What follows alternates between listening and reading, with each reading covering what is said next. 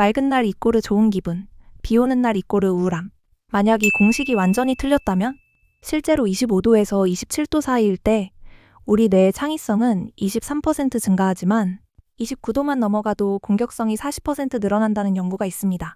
더 놀라운 건 어떤 사람들은 비 오는 날에 오히려 더 행복해진다는 거예요. 지금까지 수천 년간 인류가 믿어온 날씨 기분 공식의 진실을 오늘 10분 안에 완전히 뒤집어드리겠습니다. 이 영상을 끝까지 보시면 더 이상 날씨에 휘둘리지 않고 당신의 기분을 직접 컨트롤할 수 있게 될 거예요. 왜 비 오는 날 우리는 괜히 울적해지는 걸까요? 햇빛이 쨍쨍한 날엔 괜히 기분이 좋아지고 흐리고 축축한 날엔 이상하게 마음도 가라앉죠. 많은 사람들이 이렇게 말합니다. 날씨 때문에 기분이 안 좋아. 그런데 실제로 독일의 한 연구팀이 1만 2천 명을 대상으로 3년간 추적 조사한 결과는 충격적이었습니다.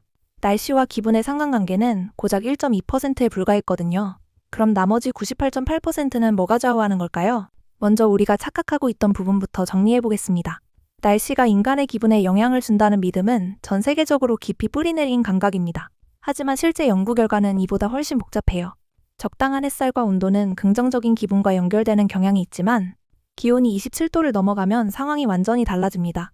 시카고 대학의 연구에 따르면 32도 이상의 날씨에서는 폭력 범죄가 평소보다 7% 증가한다고 해요. 단순히 날씨가 좋다고 기분도 따라 좋아지는 건 절대 아니라는 거죠. 또 습도가 65%를 넘으면 집중력이 평균 15% 떨어지고 졸음이 30% 증가한다는 연구도 있습니다. 그런데 여기서 더 놀라운 사실이 있습니다. 이런 날씨 기분 관계는 사람마다 완전히 다르게 나타난다는 겁니다. 실제로 네덜란드 연구진이 개발한 날씨 반응성 유형 테스트를 보면 전체 인구의 25%는 비를 선호하는 비선호형이에요. 이 사람들은 비 오는 날에 오히려 더 창의적이고 평온해진다고 합니다. 반대로 30%는 햇빛 의존형으로 흐린 날엔 정말로 우울해지죠.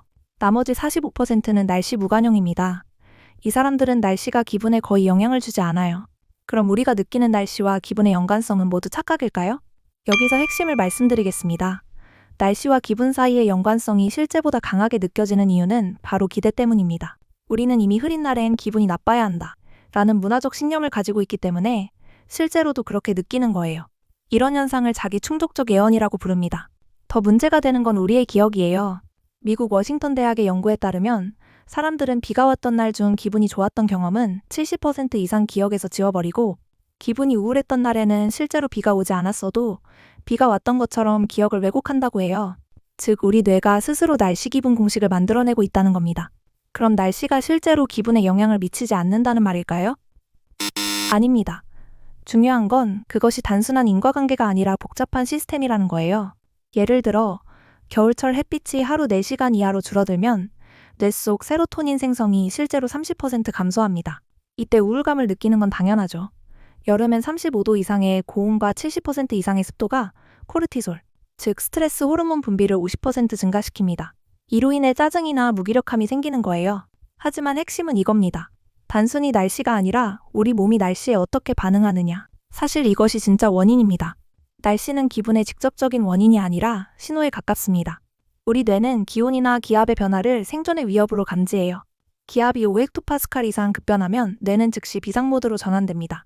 스트레스 호르몬을 분비하고 에너지를 아끼는 방향으로 신체 시스템을 조정하죠. 이때 우리는 이를 기분 변화로 인식하게 되는 거예요.